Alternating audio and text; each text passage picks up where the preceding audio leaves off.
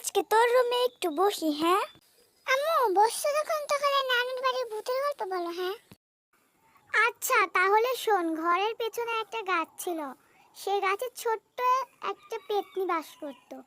আমি একদিন ঘর থেকে বের হচ্ছিলাম, সেদিনকে পেতনি গাছের ডালেই ছিল, আর এসে আমার দেহে প্রবেশ করে নেয় আর উধাও হয়ে যায়।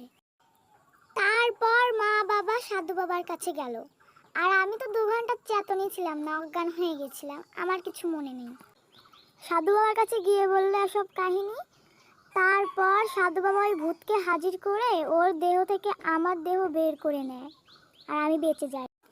তারপর আমি 1 ঘন্টা অজ্ঞান অবস্থায় থাকলাম, তারপর আমার জ্ঞান ফেরে।